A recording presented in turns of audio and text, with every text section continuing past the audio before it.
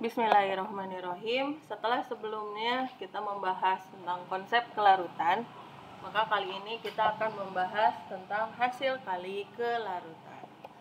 Apa itu hasil kali kelarutan? Jadi kita atau kalian bayangkan kembali ya suatu larutan yang sudah mencapai keadaan jenuh. Apa sih yang terjadi pada suatu larutan jika larutan tersebut sudah mencapai keadaan jenuh? Apakah proses melarutnya terhenti? Ya, ternyata melalui suatu percobaan dapat dibuktikan bahwa proses melarut itu tetap berlangsung meskipun larutan sudah mencapai keadaan jenuh. Ya, jadi pada saat larutan itu sudah mencapai keadaan jenuh, maka proses melarut itu tetap berlangsung. Jadi kalau misalnya ada wadah misalnya. Nah, kemudian ini dalam larutan. Nah, di sini ada zat terlarut yang tidak larut. Nah, seolah-olah kalau kita melihatnya secara kasat mata nih si zat terlarut ini seolah-olah tidak larut kembali. Padahal yang terjadi sebenarnya ya si zat terlarut ini sebenarnya masih tetap melarut. Ya, jadi dia pelarutannya itu masih tetap berlangsung ya meskipun larutannya sudah mencapai keadaan jenuh.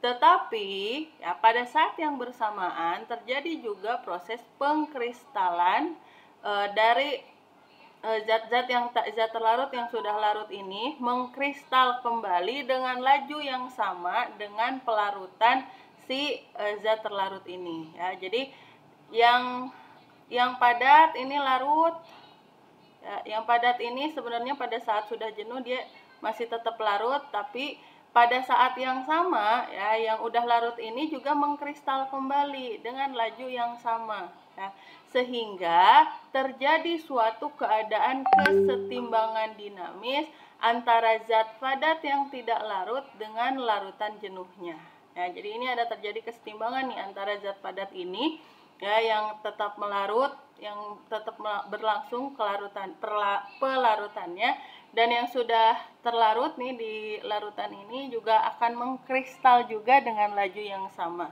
ya, sehingga terbentuk suatu kesetimbangan.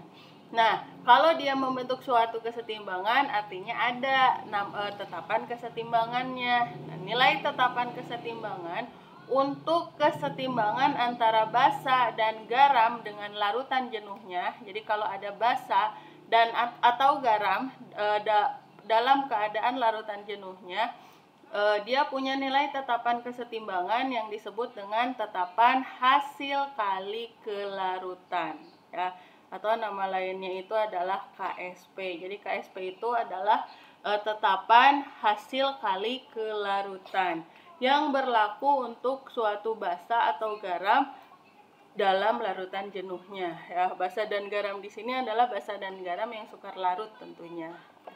Nah, sekarang bagaimana cara menentukan nilai KSP suatu larutan yang berada dalam keadaan jenuh ya. Nah, jadi dalam keadaan jenuhnya, contoh di sini ada Ag2CrO4. Dalam keadaan jenuhnya si garam ini ya, garam ini kan dalam keadaan dia itu akan mengalami kesetimbangan. Pada larutan jenuhnya si padatan ini dia akan terurai menjadi ion-ionnya, dan si ion-ion ini ya akan mengkristal kembali juga menjadi padatannya ya, dengan reaksi kesetimbangan seperti ini. Jadi si garam ini dia akan akan terurai ya. Makanya kalian harus ingat-ingat lagi nih konsep penguraian ion ya. Ag2CrO4 itu kalau terurai menjadi apa? Menjadi kation dengan anionnya. Kationnya tuh yang mana? Kation itu adalah unsur pertama yang paling depan. Ya, tanpa indeks ya. Kalau cuma satu unsur, sisanya dia menjadi anion ya. Jadi ini kation, ini anion sisanya. Nah, sekarang tinggal kalian ngapalin deh muatannya berapa. Nah, yang ini si CrO4 itu dia kan poliatom, harusnya kalian udah hafal berapa muatan si CrO4. CrO4 muatannya -2. Nah, kalau Ag berapa muatannya? Lihat dulu, ternyata di sini Ag-nya ada 2 ya. Ag di ruas kiri itu punya indeks 2, artinya di ruas kanan jumlah Ag-nya ada 2 ya. Koefisien si indeks ini menjadi koefisien di ruas kanan. Ag berarti ion muatannya berapa? Nah, karena si CrO4 itu muatannya -2, maka Ag harus +2.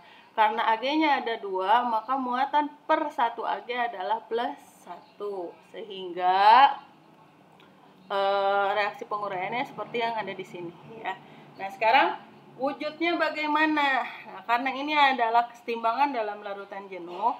Nah, yang ada di ruas kiri adalah garam atau basa dalam wujud padatannya, sedangkan di ruas kanan adalah yang sudah larut, berarti dalam wujud aquos. Sehingga nilai KSP-nya itu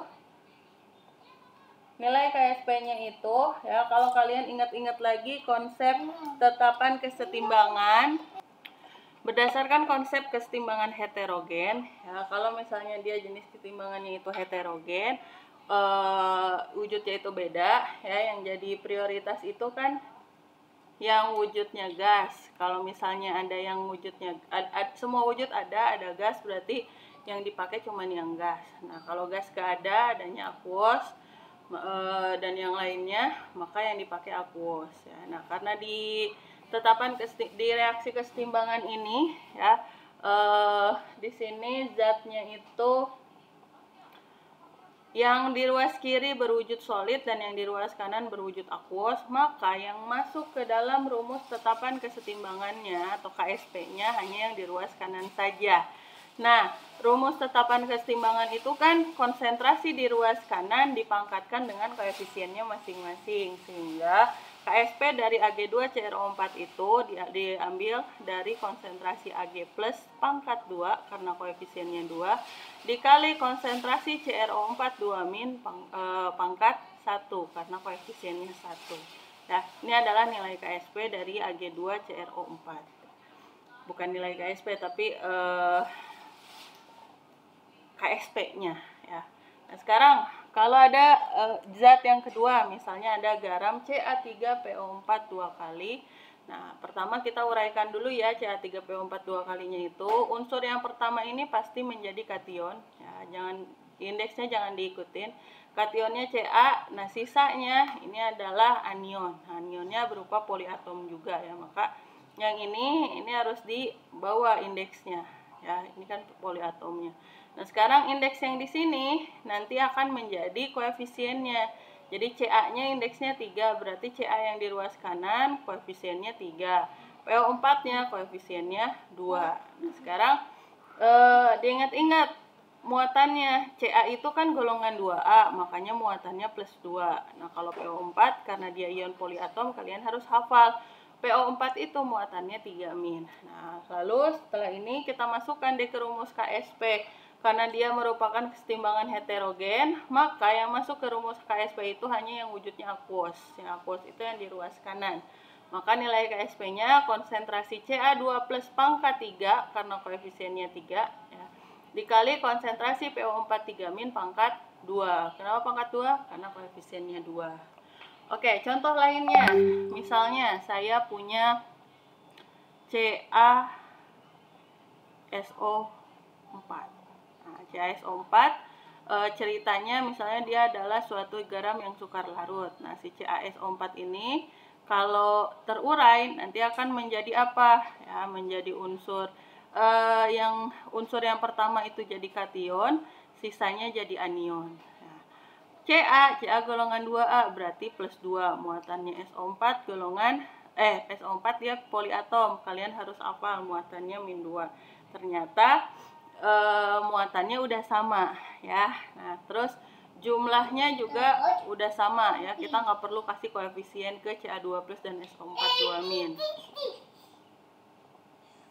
Sini wujudnya aquos, di sini wujudnya aquos. Yang di ruas kanan ini wujudnya aquos ya, Ca2 plusnya aquos, SO4 2-nya juga aquos. Oke, maka rumus KSP-nya apa? Nah, rumus KSP-nya berarti hanya konsentrasi zat-zat yang di ruas kanan. Yang di ruas kanan ada Ca2 plus pangkat 1 karena koefisiennya 1 dan SO4 2- pangkat 1 karena koefisiennya juga 1 Ya, oke. Satu lagi ya, saya beri contoh. Misalnya saya punya AgCl. AgCl itu kita uraikan ya, dia adalah garam yang sukar larut. Kita uraikan dulu nih jadi ion-ionnya. Ion apa? Ag dan Cl. Ini aqueous, yang ini juga aqueous. Nah, kemudian muatannya. Nah, yang kita tahu adalah muatan si Cl ya. Cl itu muatannya -1 karena dia golongan 7A. Berarti Ag muatannya berapa? Muatannya +1 ya. Dia koefisiennya sama-sama 1 ya, karena masing-masing di ruas kiri indeksnya juga 1. Nah, maka AgCl itu terurai menjadi Ag+ dan Cl-. Nah, rumus KSP-nya apa? Udah tinggal dikaliin aja, konsentrasi Ag+ dikali konsentrasi Cl-. Selesai deh. Begitu ya cara menentukan KSP suatu garam atau basa yang sukar larut. Mudah-mudahan bisa kalian pahami. Terima kasih. Assalamualaikum warahmatullahi wabarakatuh.